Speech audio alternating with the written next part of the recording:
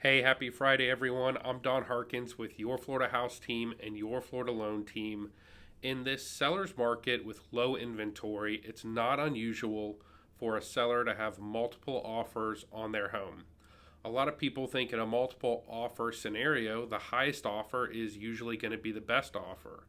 And while oftentimes it is, there's a lot of other terms that go into an offer to purchase that might make the highest offer less favorable than what a lower offer comes in at. So, what we're going to go over today are 5 reasons why the highest offer might not be the best offer when selling your home in this market. The first thing that you want to consider when evaluating multiple offers is the type of financing.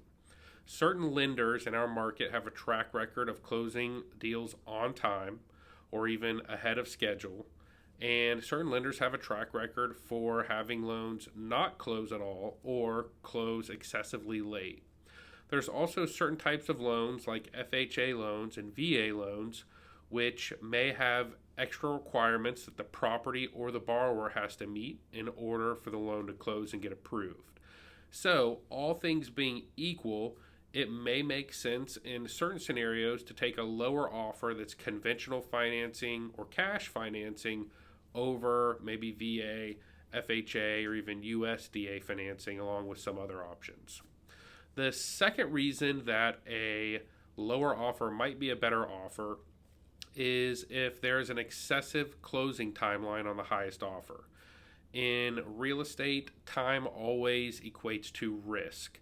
So once you're under contract, that's just really half the battle. You still have to get through inspections, get through financing, get through title work, and get to the closing table.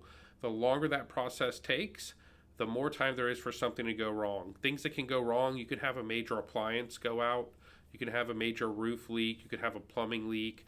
The property can be vandalized or broken into, especially if it's a vacant property. Oftentimes in Florida, especially this time of year, we'll have hurricanes come through, which can cause a lot of property damage or even create problems with regards to getting insurance bound.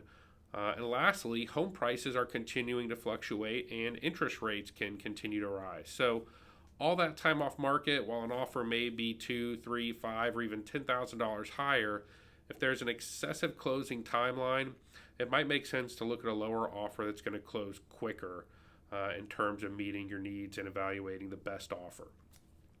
Another factor that can cause a higher offer not to be competitive would be if there's the presence of home sale contingencies. So it's not unusual for a buyer in this market to be making an offer contingent on their home selling.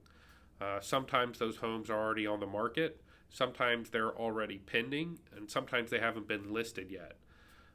One thing that it's important to watch out for is if you are considering an offer with a home sale contingency, and if that home that has the contingency is already pending, that buyer may be purchasing with a home sale contingency also. So you may have to see two properties close before your buyer is going to be able to close on your home. Home sale contingencies are tricky because oftentimes the properties are in other states. We don't necessarily have good information on how qualified that borrower is or buyer is who's purchasing that contingent home. We don't really know how good the lender is or the real estate agent is. We don't know what the local market conditions are. So anytime you see a home sale contingency, it's a good time to take a step back, look at all your options, and see if maybe one of the other offers could be more competitive. Another thing to look out for are bad inspection contingencies. And inspection contingencies in our market are typically 5 to 7 days, sometimes 10 days if the home is a little bit more complex. It might have a well or a septic tank. But an example of a bad inspection contingency might be if the buyer is going to require invasive work to the home in order to complete their inspection. So if they want to do a lead-based paint inspection where they're going to be removing drywall, if they're going to do a foundation inspection where they're going to be drilling in the foundation of the home, if they're going to be doing soil testing where they're going to be digging up or bringing machinery into the backyard, or if the inspection period is just too long, 30 days, even 20 days, that's a lot of time to have your home sitting off the market while another buyer decides if they're going to move forward. And like a lot of you know, in Florida, If that buyer chooses to back out during their inspection contingency, the seller's not entitled to any of the escrowed funds. So, again, time off market's a big risk factor there. You want to keep that as low as possible. And then finally, the last thing that you should consider when reviewing multiple offers is there a pre closing occupancy requirement? This is a huge risk factor for sellers, and a buyer might understand that and be willing to pay $5,000 or $10,000 more for your home because they need to move into the home before it actually closes. There's a lot of issues there with regards to liability. If somebody's damaged on the property, if they fall and injure themselves, if they trip, if they're moving furniture in and they get hurt, as far as who's responsible for that injury and those damages, there's some big question marks there. Another issue is the property could be damaged, and then you wind up having a dispute with your future buyer about who damaged what and what the pre-existing condition of the home was.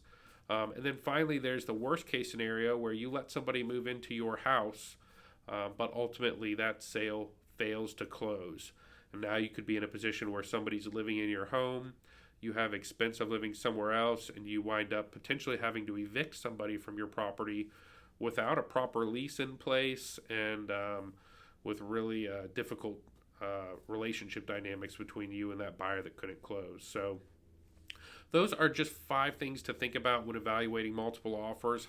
High offers are great, multiple offers are great, but contracts are 12 pages. There's a lot of addenda, and there's a lot more than just the purchase price that goes into writing a competitive offer. So if you have any questions about anything we spoke about today, give me a shout at 321-377-0341 or visit our website, yourfloridahousesearch.com. All of our agents are very well versed in contracts and evaluating offers, so we're all standing by and happy to help, and hope you have a great weekend. Thanks for taking the time to watch. Take care.